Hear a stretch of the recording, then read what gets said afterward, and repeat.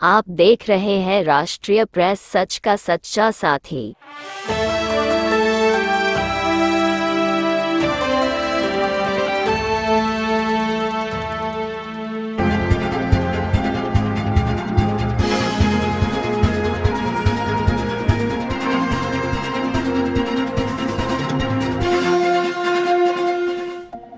एक बहुत ही बड़ा आर्थिक भ्रष्टाचार का मामला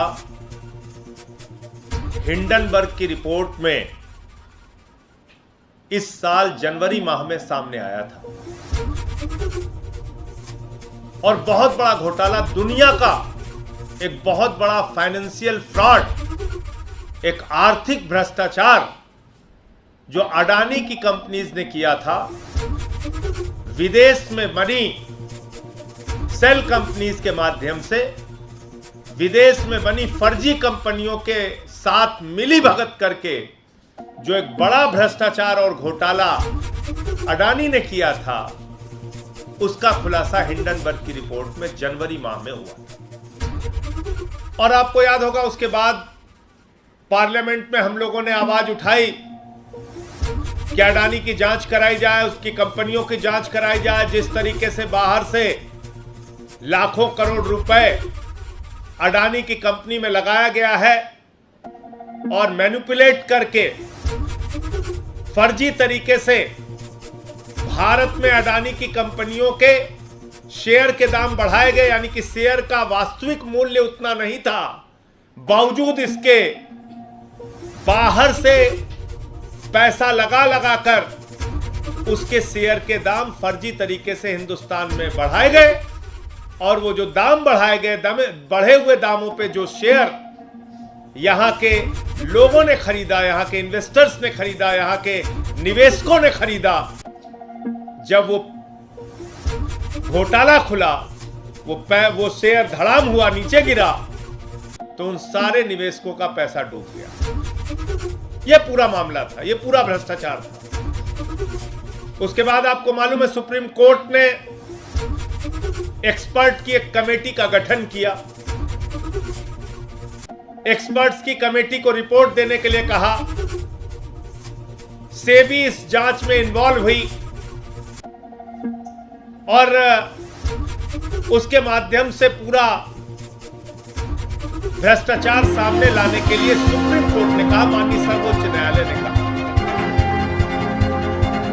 लेकिन बड़े आश्चर्यजनक तरीके से जिस सेबी को आर्थिक भ्रष्टाचार की जांच करनी थी, मैं आपको पूरी जिम्मेदारी से कह रहा हूं, वो सेबी ये जानते हुए भी कि इसमें भ्रष्टाचार हुआ है, और ये बात मैं इसलिए कह रहा हूं, इसका प्रमाण अभी आगे दूंगा आपको, मैं इन्वर्टेड कामा में फिर से रिपीट कर रहा हूं, सेबी ये जानते हुए भी कि अडानी ने भ्रष्टाचार किया है, सुप्रीम कोर्ट के आंख में धूल झोंकने का काम कर रही है। सुप्रीम कोर्ट में सेबी ने जाके कहा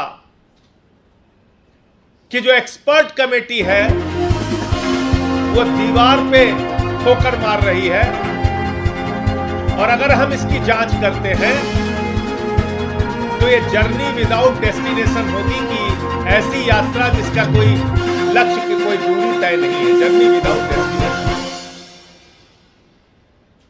ये बात सेबी कहती है सुप्रीम कोर्ट में।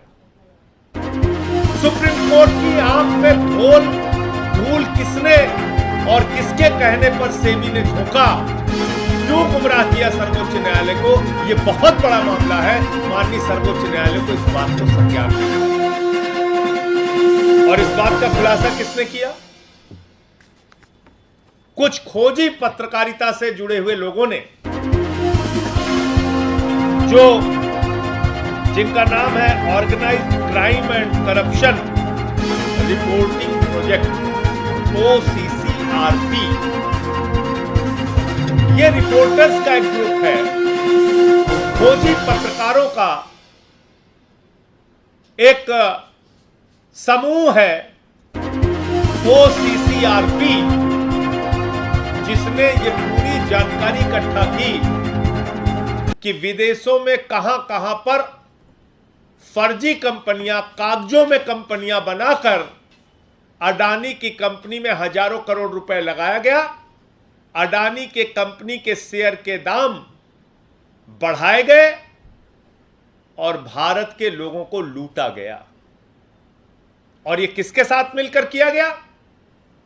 ये दो नाम है, एक है नासिर अली और दूसरा है चैंग चुंग लिंग,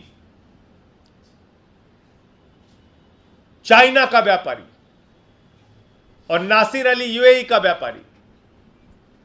और ये कंपनी कहां खोल रहे हैं? चाइना का व्यापारी चैंग चुंग ली, जिसका नाम अगस्ता वेस्टलैंड के मामले में भी सामने आया था, वो अपनी कंपनी अपना व्यापार चाइना में नहीं कर रहा, वो अपनी कंपनी अपना व्यापार हिंदुस्तान में नहीं कर रहा है, वो अपना व्यापार कर रहा है मॉरिशस में जो टैक्स हेवन कंट्री है, वो अपना व्यापार कर रहा है बरमूडा में, वो अपना व्यापार कर रहा है यूएई में जहां कागजात देने की जरूरत नहीं होती। ऐसी जगहों पर कागजों में कंपनियां खोल के, मॉरिशस में एक पते पे 6 कंपनी खोल के हजारों करोड़ रुपए अडानी की कंपनी में हिंदुस्तान में लगाया गया। एक पते पर 6 कंपनियां, और वो कंपनियां क्या काम करती हैं, क्या व्यापार करती हैं, कितने कर्मचारी हैं, कोई अता पता नहीं। क्यों? क्योंकि टैक्स हेवन कंट्रीज के नियम ऐसे हैं, वहां आपको कोई कागजात देने की जरूरत नहीं है, एक बार में कुछ फीस लगती है। आपने अपनी कंपनी खोली, उस कंपनी की कितनी आमदनी हो रही है, वो पैसा कहां लगाया जा रहा है, वो पैसा काला धन है कि क्या है, कोई जानकारी आपको देने की आवश्यकता नहीं है। ना मॉरिशस में, ना बरमूडा में, और ना ही यूएई में सारी जानकारी आपको देने की जरूरत है। अब सवाल उठता है कि चैंग चुंग ली और नासिर अली, इनकी कंपनियां क्या हैं और किसके साथ मिलकर खेल कर रहे थे? तो ये ओसीसीआरपी ने खुलासा किया है, ये पत्रकारों ने, जो इन खोजी पत्रकार हैं, वरिष्ठ पत्रकार हैं, उन्होंने खुलासा किया है कि ये गौतम अडानी के भाई विनोद अडानी के साथ मिलके, गौतम अडानी के भाई विनोद अडानी के साथ मिलके सेबी के नियमों के विरुद्ध फर्जी कंपनियां बना के पैसा भारत में लगा रहे थे। सीधा सीधा मनी लॉन्ड्रिंग का मामला है। भारत से पैसा विदेशों में जाता था, विदेशों से पैसा अडानी की कंपनी में आता था, अडानी की कंपनी के शेयर के दाम बढ़ाए जाते थे, और करीब करीब इसमें जितने भी दाम बढ़ते थे, जो भारत के इन्वेस्टर हैं, भारत के लोग हैं, वो बढ़े हुए दामों पे अडानी का शेयर खरीदते थे। और जब ये भ्रष्टाचार का खुलासा हिंडनबर्ग की रिपोर्ट में हुआ, तो करीब करीब 5 लाख करोड़ रुपए का अडानी ग्रुप्स को, अडानी की कंपनियों को नुकसान हुआ, 5 लाख करोड़ रुपए का। अब इनमें से 2 फिगर जो खुद सेबी कह रही है, वो मैं आपके सामने बोलना चाहता हूं। सेबी ने बताया कि 22,000 करोड़ रुपए तो जो छोटे निवेशक थे उनका नुकसान हुआ है। किसी ने बेटी की शादी के लिए पैसा रखा था, किसी ने मकान बनवाने के लिए पैसा रखा था, किसी ने बीमारी में, मुसीबत में पैसा काम आएगा वो पैसा रखा हुआ था, और उसने सोचा कि चलो अडानी के कंपनी में पैसा लगाते हैं, इसके शेयर का दाम बढ़ेगा तो हमारी भी कुछ आमदनी बढ़ जाएगी। पीएफ का पैसा जो लगा, जो बाकी कंपनियों का पैसा लगा, वो छोड़ देते हैं, मैं सिर्फ मोटे मोटे तौर पे बता रहा हूं। तो पैसा लोगों ने लगा दिया अपना, तो ऐसे लोगों का करीब करीब 22,000 करोड़ रुपए डूब गया। एलआईसी ने भी अडानी के शेयर खरीदे थे, ये सोचकर कि अडानी की कंपनी के शेयर के दाम बढ़ रहे हैं, अडानी की कंपनियों को फायदा हो रहा है। 36,000 करोड़ रुपए एलआईसी ने लगाए थे, और 16,000 करोड़ रुपए का नुकसान एलआईसी को हुआ। एलआईसी में किसका पैसा लगता है? जीवन के साथ भी, जीवन के बाद भी हर आदमी एलआईसी की पॉलिसी खरीदता है, और वो एलआईसी का पैसा 16,000 करोड़ रुपए डूब गया। 5 लाख करोड़ रुपए का नुकसान अडानी की कंपनियों को हुआ। और कौन कौन से लोग इसमें शामिल थे, क्या वो खेल करते थे? एक कंपनी है इमर्जिंग इंडिया फोकस फंड, ये नासिर अली और चैंगचुंग ली की कंपनी है। और दूसरी कंपनी है ईएम रिसर्जेंट फंड, ये भी चैंगचू ली और नासिर अली की कंपनी है। और इन कंपनियों को कौन एडवाइस करता था, कौन कहता था कि आप यहां पे कंपनी लगाइए? उस कंपनी का नाम है Excel to provide advisory services to EIFF and EMRF। Excel जो है ये विनोद अडानी की कंपनी है। अब ये विनोद अडानी एडवाइजरी कंपनी है किसके लिए? नासिर अली के लिए और चैंगचू ली के लिए। विनोद अडानी कौन है? गौतम अडानी का भाई। वो किसको एडवाइस कर रहा है? वो एडवाइस कर रहा है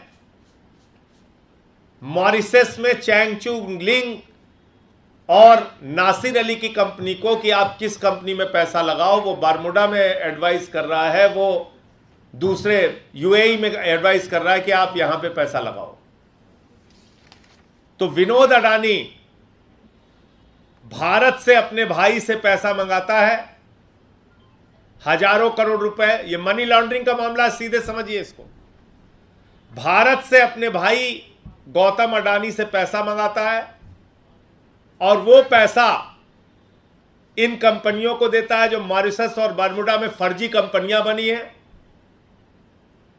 और इनसे कहता है, इनको एडवाइस करता है, इनकी एडवाइजरी कंपनी है वो, कि साहब ये पैसा आप हमारे भाई गौतम अडानी की कंपनी में हिंदुस्तान में लगा दो। ये सीधा मोटा मोटा खेल समझिए भ्रष्टाचार का। भारत से हजारों करोड़ रुपए विनोद अडानी के पास गया, विनोद अडानी ने वो पैसा इन कंपनियों को दिया।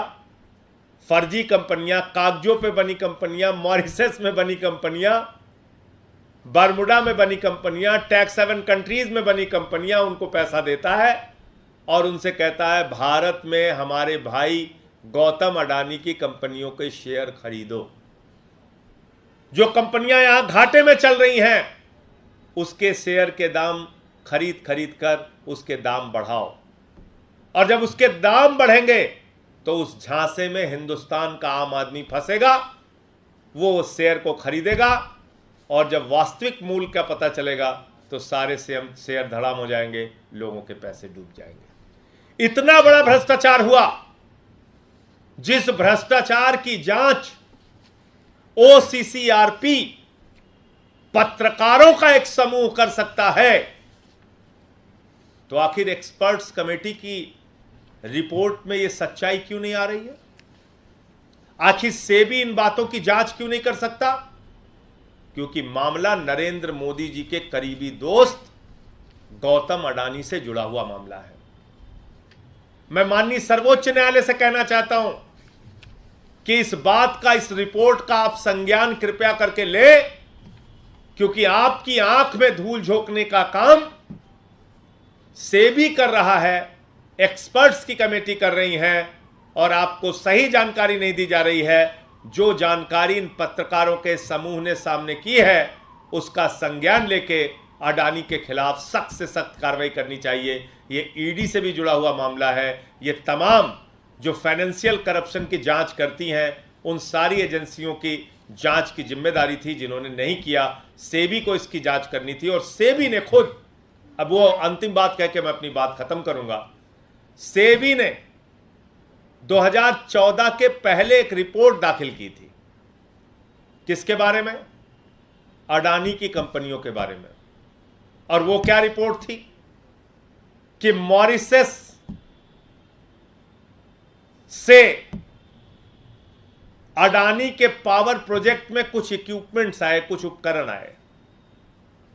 और मजेदार बात क्या है, वो उपकरण कहां से खरीदे गए? चीन से खरीदे गए। चीन से जो उपकरण खरीदा गया वो सीधे हिंदुस्तान आएगा या मॉरिशस से घूम के आएगा? मैं फिर रिपीट कर रहा हूं, अडानी की महाराष्ट्र में बिजली की कंपनियां हैं, जिन कंपनियों के लिए 2014 के पहले चीन से कुछ उपकरण खरीदे गए, लेकिन उन उपकरणों का दाम महंगा दिखाना था, इसलिए चीन से वो उपकरण मॉरिशस जाते हैं और मॉरिशस से हिंदुस्तान आते हैं। ये सब ऑन पेपर हो रहा है इन्हीं फर्जी कंपनियों के जरिए, इन्हीं फर्जी कंपनियों के जरिए। और ये मैं नहीं कह रहा हूं, ये डीआरआई की रिपोर्ट है, डीआरआई की report, directorate of revenue intelligence की रिपोर्ट है 2014 के पहले। और ये सारी रिपोर्ट और जानकारी सेबी को दिया था डीआरआई ने। तो सेबी को तो पता है, फिर सेबी सुप्रीम कोर्ट पे झूठ क्यों बोल रहा है? सेबी को तो मालूम है कि चीन से जो उपकरण आए थे फर्जी, उनकी बिलिंग मॉरिशस में तैयार की गई, उपकरणों के दाम बढ़ाए गए, और जब उपकरणों के दाम बढ़ाए गए तो निश्चित रूप से बिजली महंगी होगी। तो अल्टीमेटली जो लूट होती है, भ्रष्टाचार होता है, वो जनता के साथ होता है। तो मोटे मोटे तौर पे 3-4 बातें हैं। नंबर 1, गौतम अडानी के भाई विनोद अडानी ने चैंगचुंग लिंग और नासिर अली के साथ मिलकर यह सारा आर्थिक भ्रष्टाचार अडानी के लिए किया।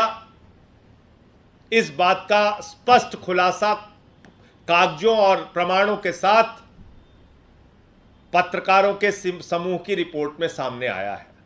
माननीय सर्वोच्च न्यायालय इस बात का संज्ञान ले। यह पैसा गौतम अडानी की कंपनी के माध्यम से विनोद अडानी के पास हजारों करोड़ रुपए, जो गौतम अडानी का भाई है उसके पास जाता है, वो इन फर्जी कंपनियों के माध्यम से, जो चैंगचुंग लिंग और नासिर अली की है, इन कंपनियों के माध्यम से भारत में अडानी की कंपनियों के शेयर के दाम मनगढ़ंत तरीके से बढ़ाता है और भारत की जनता को लूटता है। और इन सारे विषयों की जानकारी सेबी को 2014 के पहले से है, लेकिन पिछले 9 वर्षों में कोई कार्रवाई नहीं की गई। और हिंडनबर्ग की रिपोर्ट आने के बावजूद सुप्रीम कोर्ट की आंख में धूल झोंका जा रहा है। मैं इस पर ईडी को भी पत्र लिखूंगा, सेबी को भी पत्र लिखूंगा, और दोनों भ्रष्टाचार, जो गुजरात में भ्रष्टाचार हुआ है अडानी की कंपनियों ने किया है, और जो ये हिंडनबर्ग की रिपोर्ट में जो भ्रष्टाचार सामने आया है, फर्जी कंपनियां बना के उनकी कंपनियों में जो पैसा लगाया गया है, जो भारत के लोगों को लूटा गया है, वो सारा मामला ईडी को लिख कर दूंगा। और इस पर आगे की कार्रवाई क्या हो सकती है, उस पर हम लोग काम करेंगे। लेकिन ये एक बहुत बड़े भ्रष्टाचार का मामला है, और इसमें कुछ और बातें हमारी जो स्पोक्स पर्सन है रीना जी, वो आपको शेयर करेंगे।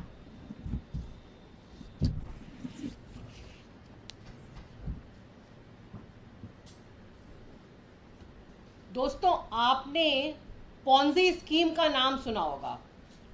पॉन्जी स्कीम क्या होती है? आपके पास कोई एजेंट आएगा, वो बोलेगा कि 10,000 रुपये जमा करो, 2 साल में 1 लाख हो जाएंगे। आपको लगेगा कि ये तो कुछ अजीब लग रहा है, ऐसा नहीं होता है। 10,000 रुपये 2 साल में 1 लाख कैसे हो जाएंगे? ऐसी भारत के इतिहास में अनेकों पॉन्जी स्कीम आई हैं, और जो भारत की हमारी एजेंसीज हैं, जैसे सेबी है, ईडी है, सीबीआई है, इन सब की जिम्मेदारी होती है कि ऐसी पॉन्जी स्कीम से लोगों को, आपको और हमें बचाएं। आज जो ओसीसीआरपी की रिपोर्ट आई है, उससे ये क्लियर हो गया है कि दुनिया की सबसे बड़ी पॉन्जी स्कीम अडानी जी और उनकी फैमिली मोदी जी की मदद से हमारे देश में चला रही है। और कैसे चला रही है?